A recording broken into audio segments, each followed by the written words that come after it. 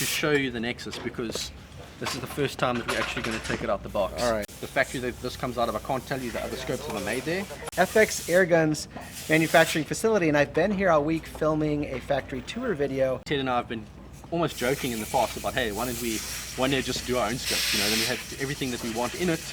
Okay, so 400, 800, 1500. Yeah. AEAC is made possible by Air Venturi, Hawk Optics, Diana Airguns, FX Airguns, Daystate, Air Arms, Sports Match Rings UK, H&N Sport, Aztec Optics, and JSB Predator Pellets. And you guys know the best way to thank them.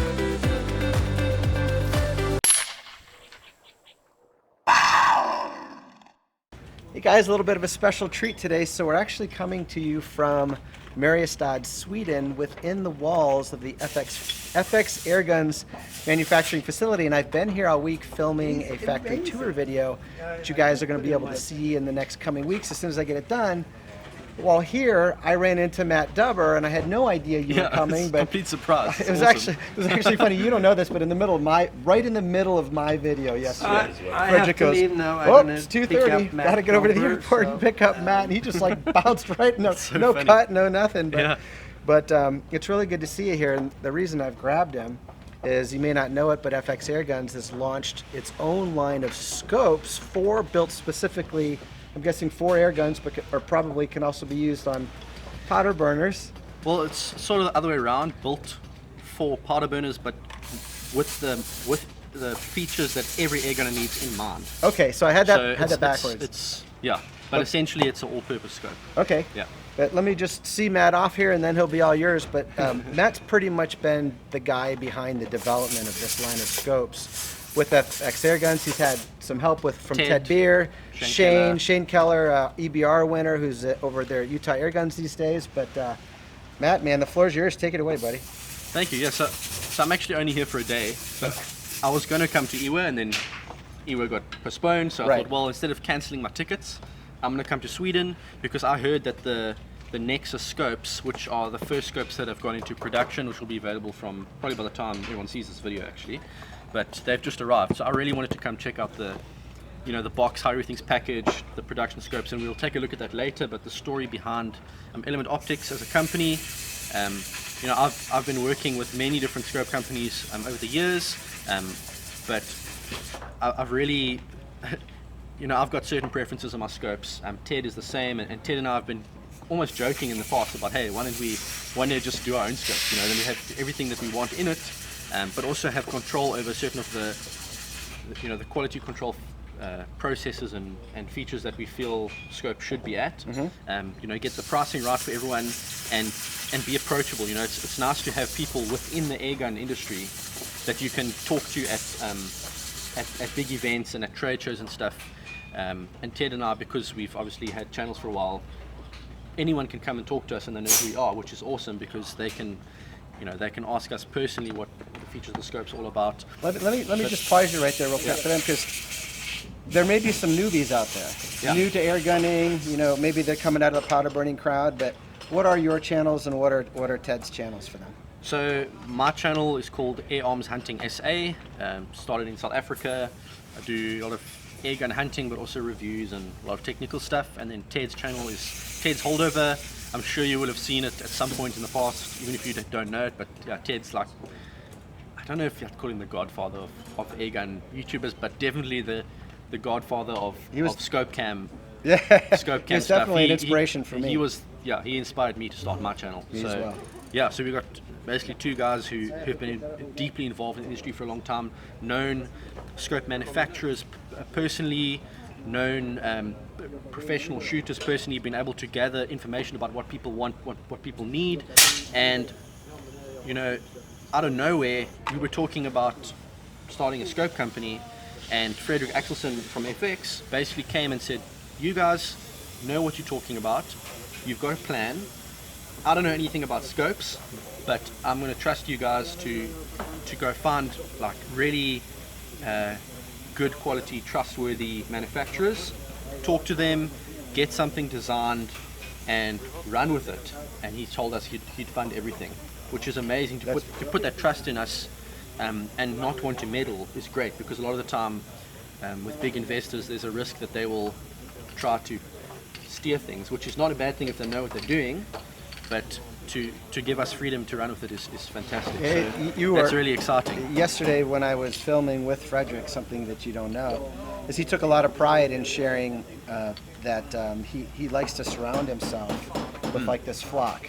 You, Matt, Ted, Giles, Gerard, the whole camp, and he just trusts you to do your thing, and I think it's one of he his, gets behind you strengths. any way you want. Yeah. It's pretty cool. It's one of his strengths. He's a genius, especially when it comes to air guns.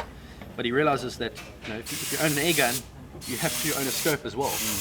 So there's an opportunity for him to grow his business in a sense, but allow other people to do it, which is great, especially as YouTubers. I mean, I earned 2 cents over the past month on YouTube. Yeah, that support. When the factories get behind you, that's a big deal. Yeah, it's a big deal. Important. But also, we didn't want to brand them as FX scopes, because it's like, I'm trying to think of an example, but it's like if BMW started making guitars, or just something silly like that. It's someone just doing it because they can, but it doesn't mean they're good at it. Right. So we wanted to start something from scratch, something that wouldn't be too closely associated with air guns, just because these scopes will be aimed at the firearms market as well. Especially if you take a look at the catalog, you'll see firearms pictures. Can they go online to get this catalog if they want to see what you guys are all up to? Our website, element-optics.com. I think on the homepage you can download the catalog on the homepage, and there's a ton of other information there. Okay. There's some blog posts which tell the whole story, backstory behind the company. Blog posts about why the certain quality control checks that we implemented, myself and Shane, when we visited the factories. Things that as shooters we would want to have ticked off on before we sit behind a bench with the possibility of winning a competition and earning cash money. Sure. You want to make sure that you can trust your equipment. So we're like, okay, what do we need to do to make sure that these scopes come out of the factory perfect, that they're checked for tracking tolerance, reticle calibration, reticle alignment, all these things that are sometimes overlooked in scopes. We wanted to make sure we have control over that as well. Okay. So that's one of the things that I would say we pride ourselves in is really, because we're not businessmen, myself and Ted, for example.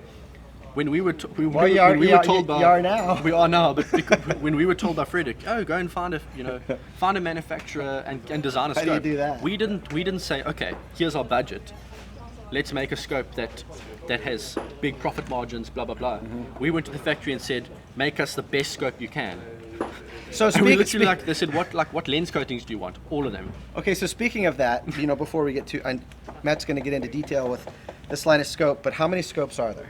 So and what's the price? What's the range of price point? What we wanted to do to start off with is to have 3 different models. The models, in terms of specs, aren't that different. What we wanted to do is to have 3 scopes that could all be all-round scopes. So scopes that have a magnification range you can use for almost anything. You can hunt with them, you can use them in competitions, but have them at 3 different price ranges. And the way to do that was to have them made in 2 different facilities. The one facility is in Japan, and they do really high-end stuff. Their R&D team in Japan, they've got 20 guys working full-time on testing lenses and testing new stuff. So you're going to pay a more premium price, but that's the scope. If you want to have a scope that's going to last you for the rest of your life, that you can line up on an elk of a lifetime with or something, a scope with basically the best glass you can find in a 30mm tube scope, stuff like that, then we didn't want to cut any corners, so the Nexus is really high end. Are you allowed to talk about where the money is, what the tier, what it looks like? Yeah, so because they're probably getting excited at this point. And now they're wondering if they can afford it. Let's start at the bottom. Okay. So the Helix is a 6-24x50 second focal plane.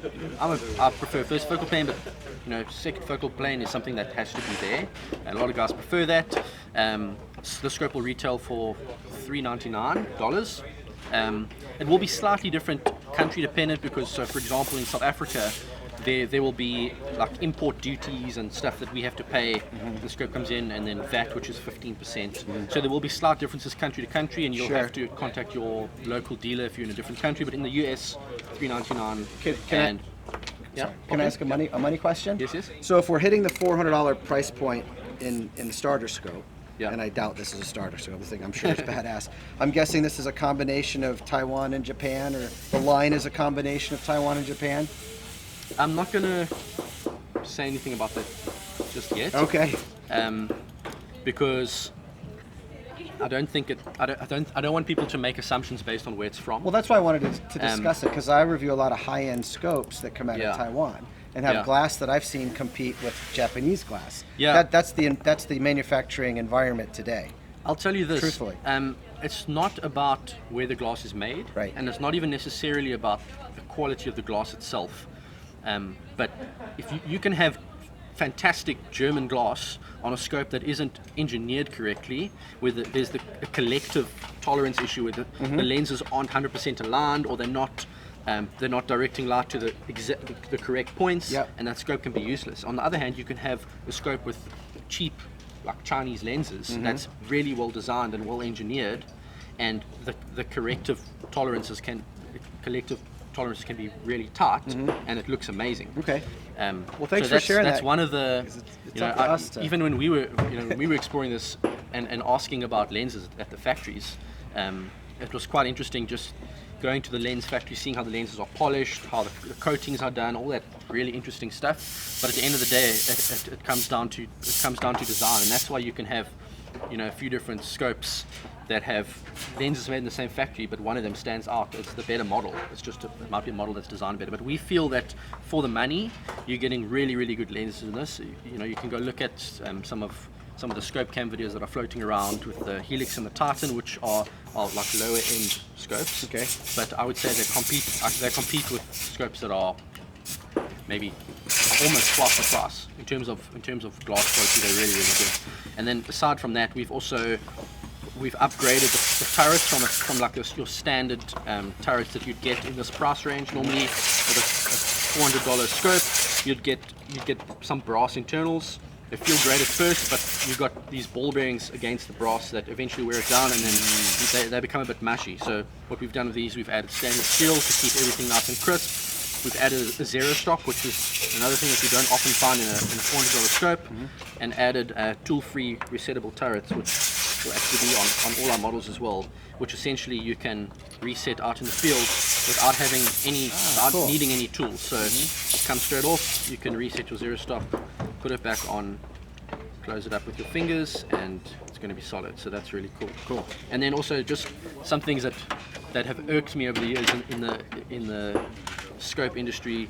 Some guys have made like mill reticles and MOA turrets, or had a reticle that's calibrated at a very arbitrary magnification.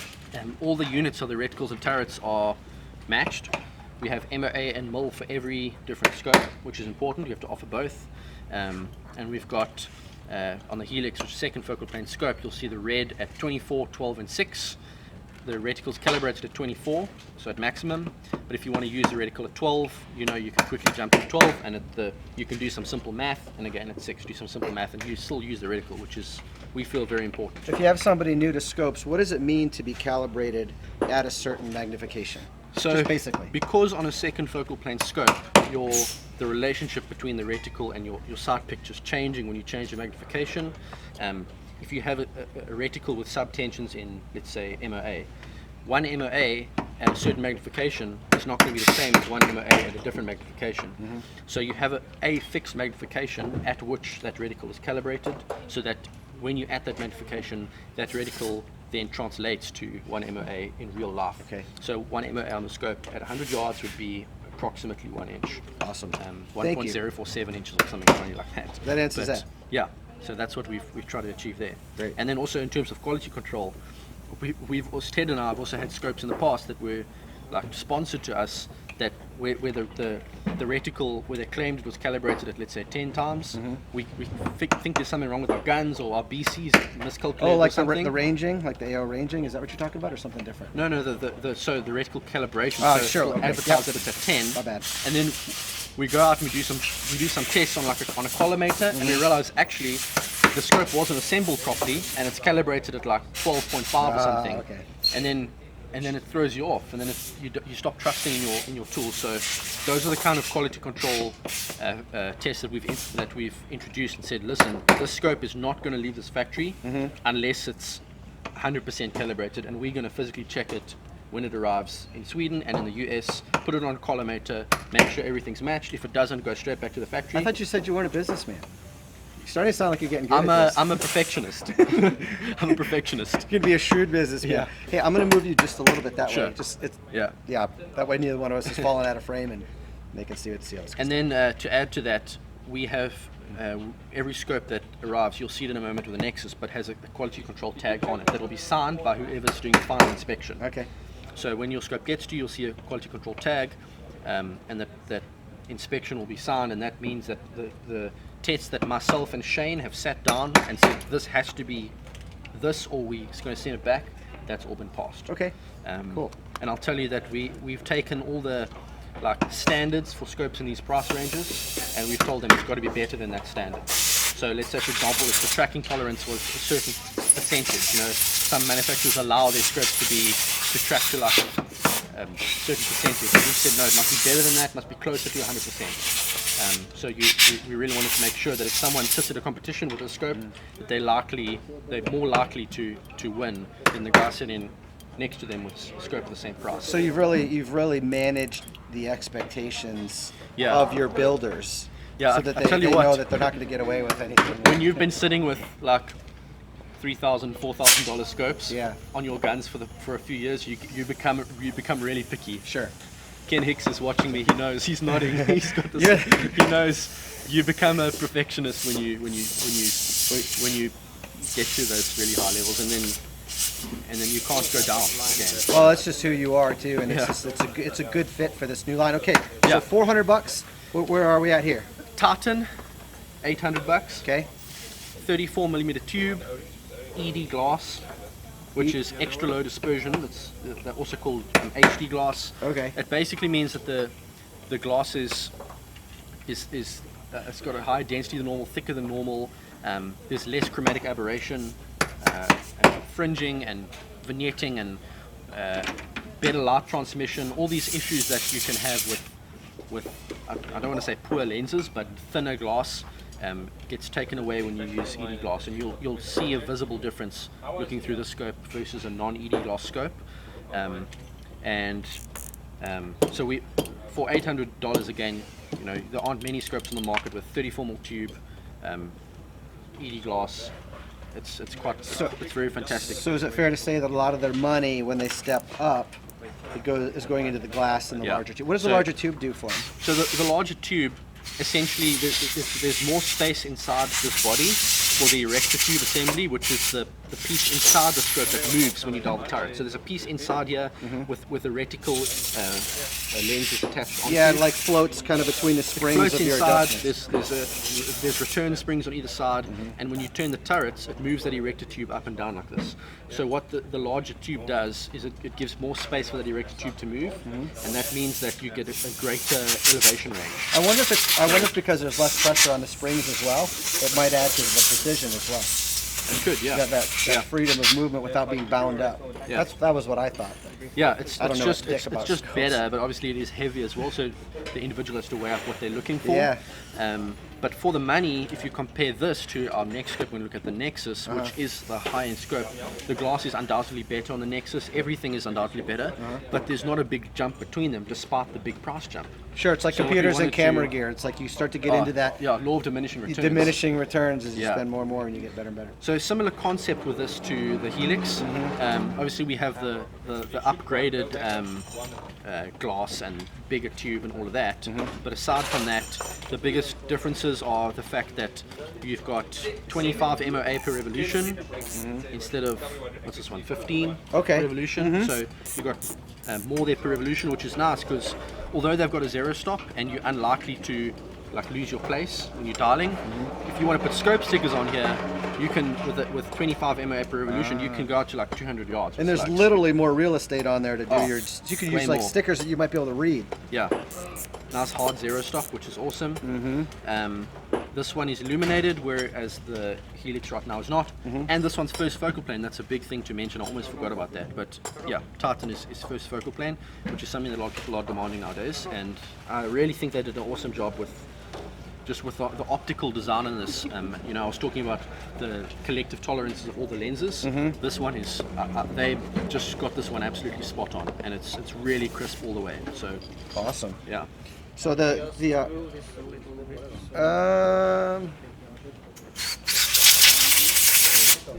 we can't really move it,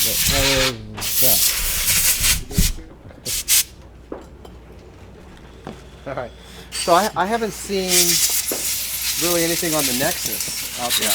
Okay. So is this kind of a first? This is a good time to show you the Nexus, because this is the first time that we're actually going to take it out the box. All right. Obviously, I've taken a peek at it already, but this is the first time that everyone else is going to see it. I've done I put no pictures up. I've done nothing. All right. So I think let's look at this one here. Okay.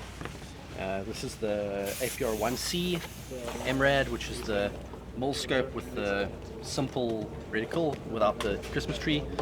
But it's a pretty big box, and you'll see why in a minute. Gonna take the lid off here, and if you look in here, you're going to see all kinds of things. Straight off the bat, there's a really nice neoprene cover that you can stretch over your scope when it's sitting on a bench or in a bag or something. Just stops dust getting in. If your scope falls over, it's not going to get scratched.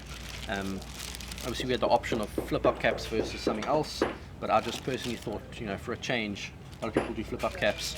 This ends up being actually cheaper to make than flip-up caps.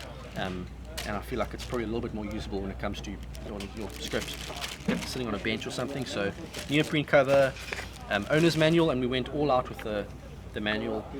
Inside the manual in the middle, there's a reticle guide for the specific reticle that you have on your scope. That's super cool. It's got all the features labeled on it, and then a list of, you know, the concepts that we had behind it. So this one, for example, design features, I've written down all the features that I've decided to put in and put an explanation to why they're there, and then there's a little write-up about the designer, which is me. Awesome. Which is cool. And then in the manual, obviously, you got all your normal how to mount the scope, blah blah blah, stuff that most people know, but some people still mess up. Yeah. Yeah. And that's an important piece, actually, that people overlook. Exactly. And then what we've added on here, it's a beautiful manual. Is a whole section of understanding units. So we've got the milliradians and minutes of angle, explaining what those two units are. If you're deciding which units to use, it's explaining, you know, why you would choose mil versus why you would choose MOA, and just we just felt it important that education of how the units work should come with the scope as well. And then obviously we've got lists of all the reticle options, what they look like at different magnifications, if it's a first focal plane, and warranty info at the back. So there is a lifetime warranty on the scopes as well. Lifetime warranty. Yeah, on all the warranty. Scopes. That was worth repeating. Yeah, it's important. I mean, I'd say your biggest fear when you're purchasing anything is if it breaks, what's going to happen? Have I wasted my money? Yeah. If the scope breaks, we really back our product, and if something's wrong with it, we will either replace it or we will fix your scope. Amazing. So we feel that's very important. Amazing. And then just a few more small things. Removable throw lever on the scope. So some people don't want the throw lever on, but if you want to quickly move your magnification around, that's in the box. Nice little branded. Actually, take this off because it looks really cool. Branded Element lens cloth. So Shane organized these, and they came out really cool. Cool. We'll be handing these out at EWA and stuff as well. So pop into our booth when EWA happens in September, and we'll give some to you. And sunshade is standard with all our scopes, which is cool. I forgot to mention that earlier. They all come standard with a sunshade. And then the Nexus, which is my personal favorite. What was the price point of this again? Okay, Nexus, $1,500. Okay, so 400, 800, 1,500. Yeah. Okay.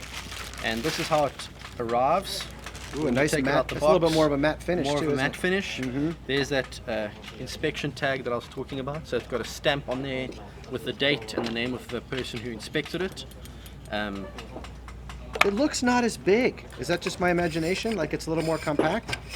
It's Or is that the matte finish making it look smaller? It's similar size to the Helix, but yeah, it's so the same tube diameter, 30mm tube, 50mm objective lens, so same as the Helix.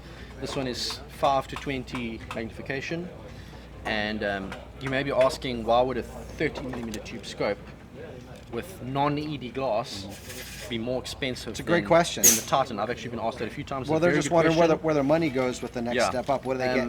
I will say it's hard to explain that without you physically looking through it and feeling the turrets, but you will feel when you pick this up, you'll see the tolerances are just slightly better. You'll feel everything slightly crisper. You look through the glass, you'll see there's a little bit more light coming through, and that again comes down to lens polishing techniques that they have in Japan that are like top of the range. I mean, the factory that this comes out of, I can't tell you the other scopes that are made there, but I will say that they are, some of them are almost $4,000 an It's the good stuff. It's the top stuff, yeah. Okay. It's really, really good. This one is illuminated as well, first focal plane, same zero stop and removable tool-free turrets, all of that stuff. But as I said, it just comes down to quality. This one is, I mean, I literally could not fault it when we saw the prototypes. Just really, really good. And you know, just the engineering that's gone into this, the way that they line everything up and test everything. I've been to the factory firsthand. Shane and I were absolutely blown away.